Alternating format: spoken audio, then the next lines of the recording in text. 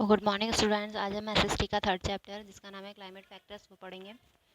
The condition of atmosphere on at a particular time and place is called weather. जो कंडीशन होती है हमारे वातावरण की एक पर्टिकुलर टाइम पे, उसे हम मौसम कहते हैं, मतलब वेदर कहते हैं। These condition include temperature, rainfall and humidity.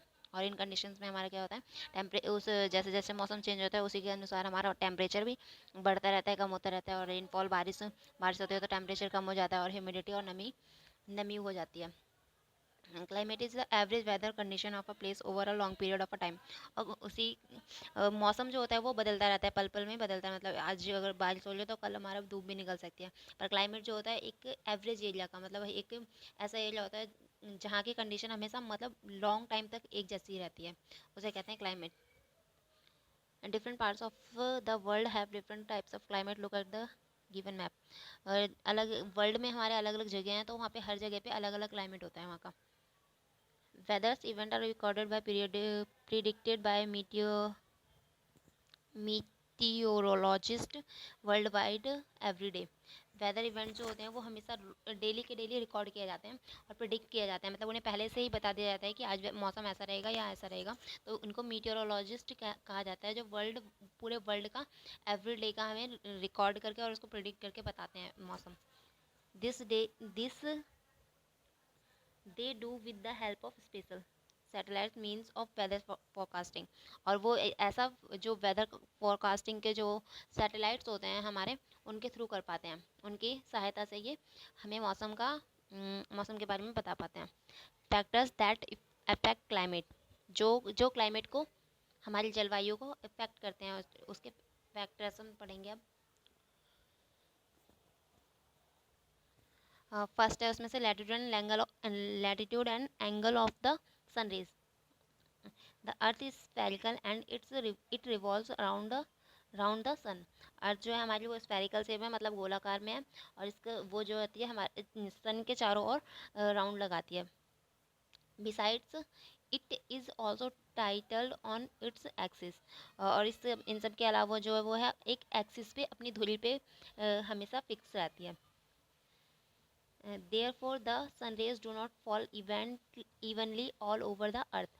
इसीलिए जो उसकी सन रेज होती हैं, जो उसकी सूर्य की किरणें होती हैं, ये पूरे के पूरे अर्थ पे एक साथ नहीं पड़ पाती हैं। एक साइड पड़ती हैं, एक साइड नहीं पड़ती हैं। The equator being nearer to the sun receives direct sunlight. जब इक्वेटर उसके पास में आ जाता है, सन जब घूमते घूमते वो सन के पास आ जाते हैं, तो उसकी जो सनलाइट होती है, सूर्य की किरणें होती है, वो डायरेक्ट उस पर पड़ने लगती हैं, इक्वेटर पे। Therefore, the areas near the equator have hot and wet climate throughout the year। तो इसीलिए जो उसका जो इक्वेटर है वो हमेशा पूरे के पूरे, हमेशा अ, वो वहाँ का क्लाइमेट जो है वो हमेशा गर्म रहता है, क्योंकि उसकी रेज जो होती हैं, सूर्य की किरणें होती है, वो उस पर डायरेक्ट हमेशा पड़ती रहती हैं। Since these regions fall between the Tropic of Capricorn and the Tropic of Cancer, the climate of this region is also called tropical climate। इसीलिए जो यहाँ का जो क्षेत्र है, जो ट्रॉपिक ऑफ कैप्रिकॉन, मतलब ये जो रेखाएं होती हैं इसकी, हमारे अर्थ के ऊपर हमारी रेखाएं बनी हुई हैं इसमें, ट्रॉपिक ऑफ कैंसर जैसे कि ये, और ये ट्रॉपिक ऑफ कैप्रिकॉन। तो इनकी इस क्षेत्र में, ये जो क्षेत्र है वो हमें हमारा ट्रॉपिकल क्लाइमेट कहलाता है। When we move When we move away from the equator towards the poles, the temperature decreases gradually। जब हम इक्वेटर से पोल्स की तरफ बढ़ते हैं, ये हमारा इक्वेटर है, इससे पोल्स की तरफ बढ़ते हैं, मतलब ये हमारे पोल है। ऐसे जब हमारी ये इक्वेटर है और ये पोल्स है, जब ऐसे हमारा अर्थ जो होती है वो उसके चारों ओर घूमती है, तो जैसे जैसे वो पास होती जाती है, कम होती जाती है। This is because the rays of the sun fall in slanting way and are spread over a large area। और उसके जब वो पास आती जाती है तो इसके ज़्यादातर एरिया पे उसके सन की जो रेज होती है वो पड़ने लगती हैं। This makes the areas near the poles very cold. और जो उसके अपोजिट एरिया होता है, वो एरिया जो होता है वो बहुत ही कोल्ड हो जाता है, वो ठंडा हो जाता है। These areas are called cold and frigid zones. और इस एरिया को कोल्ड और फ्रिजिड जोन कहा जाता है। There are two frigid zones. The area between the Arctic Circle and the North Pole is called, and the North Pole is called North Frigid Zone। और ऐसे दो एरिया हैं जो कि बहुत फ्रिगिड जोन के अंदर आते हैं, कोल्ड जोन के अंदर आते हैं। द आर्कटिक सर्कल, ये वाला जो एरिया है द आर्कटिक सर्कल, और नॉर्थ पोल, नॉर्थ पोल ये जो एरिया है इसके, ये हमारे बहुत ही कोल्ड एरिया में आते हैं। North frigid zone and the area between the Antarctic circle and the south pole is called south frigid zone.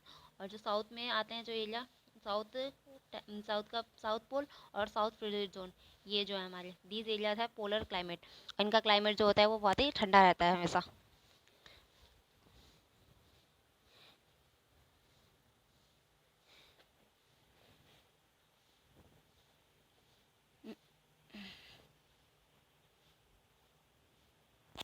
In between the torrid zone and the frigid zone lies between two other zone. Torrid zone और frigid zone के बीच में दो Jones और होते हैं। They are neither very hot और ना ही नॉर वेरी कोल्ड, वो ना ही ज़्यादा गर्म होते हैं और ना ही ज़्यादा ठंडे होते हैं। They are called temperature zone, इनको टेम्परेचर जोन कहा जाता है। The area between the Arctic Circle and the Tropic Cancer is called north temperature zone. Arctic Circle और ट्रॉपिक ऑफ कैंसर के बीच में जो एरिया होता है उसे नॉर्थ टेम्परेचर जोन कहा जाता है। And the area between the Arctic Circle and the Tropic Capricorn is called south temperature zone. और जो एरिया आर्कटिक सर्कल और ट्रॉपिक ऑफ कैप्रिकॉर्न के बीच में होता है उसे साउथ टेम्परेचर जोन कहा जाता है। नेक्स्ट आते हैं हम एल्टीट्यूड पे, height above the sea level. Altitude means height above the sea level. Altitude का मतलब यही होता है कि हाइट अबव द, मतलब सी लेवल जो है हमारा समुद्र का जो लेवल है उससे ऊपर की हाइट होना। It also affects climate very much, और ये हमारे क्लाइमेट को भी बहुत ज़्यादा इफेक्ट करता है, इसका प्रभाव बहुत ही हमारी जलवायु पे पड़ता है। The higher a place above the sea level the cooler is its climate. The higher a place above the sea level, जो ऊंचा प्लेस होता है मतलब सी लेवल से ऊंचे पे आता है, वो cooler is the climate, cooler is its climate, तो उसका क्लाइमेट से होता है उसकी जलवायु जो होती है वो ठंडी होती है। This explains Y hill station like Kufri, Ooty, Shimla and Mussoorie remain cool even in summers. इसीलिए जो हिल स्टेशन होते हैं जैसे कि कुफरी, ऊटी, शिमला, मसूरी, ये सारे जो होते हैं वो हमेशा गर्मियों में भी यहाँ पे यहाँ का एरिया जो होता है वो ठंडा रहता है। Distance from the sea, water heats up and cools down more slowly than land. जो पानी होता है वो पृथ्वी के अकॉर्डिंग में बहुत जल्दी ठंडा होता है और बहुत जल्दी गर्म होता है। This affect the climate of place near the sea, और ये हमारे क्लाइमेट को, ये हमारे जलवायु को, जो समुद्र के पास की जलवायु होती है उसे उस पे इसका प्रभाव पड़ता है। In summer the sea breeze keeps the places near the sea cool. Summer में क्या होता है, गर्मियों में क्या होता है, जो ब्रिज के पास के जो जगह होती हैं वो बहुत ही ठंडी होती हैं गर्मी में। And in winter the sea breeze keeps them warm, और विंटर में क्या होता है वो वहाँ के जलवायु को गर्म कर देता है। Mumbai is closer to the equator than Delhi. जो इक्वेटर है हमारा वो दिल्ली, मुंबई जो है वो हमारे इक्वेटर के ज़्यादा पास है दिल्ली के अकॉर्डिंग में। So it should be warmer than Delhi during summer. इसीलिए जो जब गर्मी होती है तो वहाँ पे ज़्यादा गर्मी होती है, जो मुंबई में है वो दिल्ली के अकॉर्डिंग में ज़्यादा गर्मी होती है मुंबई में। But this is not so because Mumbai is situated on the coast of the Arabian sea while Delhi is away from the sea. पर ऐसा नहीं होता है क्योंकि मुंबई जो है वो हमारे अरब के सी जो है वो समुद्र जो है उससे ज़्यादा पास है, जबकि दिल्ली जो है वो उससे ज़्यादा दूर है। So Mumbai experience a moderate climate, इसीलिए उसका क्लाइमेट जो होता है वो इक्वल रहता है, ना ज़्यादा गर्म रहता है और ना ही ज़्यादा ठंडा रहता है। It is neither too hot और ना नॉट टू कोल्ड, ना ही वो ज़्यादा गर्म रहता है और ना ही ज़्यादा ठंडा रहता है। नेक्स्ट है winds. Winds also affect the climate of a place. हवाएं जो होती है वो भी हमारे क्लाइमेट को अफेक्ट करती हैं। If a wind blows from a hot place it will make the climate hot in surroundings. अगर हम हवा गर्म चलेगी तो उसके अपने आसपास के चारों तरफ के क्लाइमेट को वो गर्म कर देगी। Similarly if a wind blows from a cool place, अगर वही हवा ठंडी जगह से चलकर आ रही है तो it will make the climate cool, तो वो हमारे क्लाइमेट को ठंडा कर देगी। For example the hot wind blowing from the sea Thar desert makes the climate of Delhi very hot during summer. इसीलिए जो राजस्थान से जो हवा चल के आती है, थार डेजर्ट से हवा चलती है जब गर्मियों में, तो वो दिल्ली तक पहुंचती है जब, तो बहुत ही गर्मी हो जाती है क्योंकि वहाँ की हवा गर्म होती है और वो दिल्ली में जब वहाँ से चल के आती है तो वो यहाँ के क्लाइमेट को भी वो गर्म कर देती है। Similarly the cold wind blowing from the Shimla makes the climate of Delhi very cold in winter. और इसी तरीके से जब शिमला से वो हवाएं चलती हैं तो वो दिल्ली को सर्दियों में वो दिल्ली को ठंडा बना देती हैं। The monsoon winds from the sea from the Arabian Sea and the Bay of Bengal bring rain all over the India. और मानसून की हवाएं जब चलती हैं तो अरब की सी की तरफ से, अरब सागर की तरफ से जब मानसून में हवाएं चलती है तो वो बंगाल की खाड़ी और पूरे इंडिया, बंगाल की खाड़ी की ओर से, तब पूरे इंडिया को वो क्या करती हैं, हवा पूरे इंडिया में जो होती है बारिश होने लगती है उस टाइम पे मानसून के सीज़न में। The climate in rainy season is hot and wet. तो इसीलिए जो क्लाइमेट होता है रेनी सीजन में, बरसात के मौसम में का जो क्लाइमेट होता है गर्म होता है और सूखा होता है। Humidity, water vapour present in air is called humidity. Humidity कहते हैं जो पानी में हवा में पानी के जो बूंदें होती हैं, कण होते हैं जो उसके, तो वो हमारी ह्यूमिडिटी कहलाती है, नमी कहलाती है। It also affects the climate of a place, ये भी हमारे क्लाइमेट को अफेक्ट करती है। Humidity of a place is related to its distance from the sea. वो सी से जो जो हमारा डिस्टेंस होता है ना, उस पर डिपेंड करता है ये, समुद्र की समुद्र से हम कितनी दूरी पे हैं, तो उसी तरीके से हम उसी पे हमारा जो ह्यूमिडिटी होता है वो डिपेंड करता है। If a place is near the sea, अगर हम जहाँ रहते हैं वो जगह समुद्र के पास है, it is likely to be more humid, तो वो जगह हमारी क्या होगी, ज़्यादा ह्यूमिड होगी। That is why Chennai and Mumbai are more humid than Delhi. इसीलिए चेन्नई और मुंबई जो है वो ज़्यादा दिल्ली के मुकाबले में ज़्यादा ह्यूमिड इलाके हैं। A hot humid climate makes us sweat a lot। और बहुत ही ज़्यादा हॉट गर्म ह्यूमिड क्लाइमेट जो होता है वो हमें तो उससे उससे क्या होता है, हमें पसीना बहुत ज़्यादा आता है।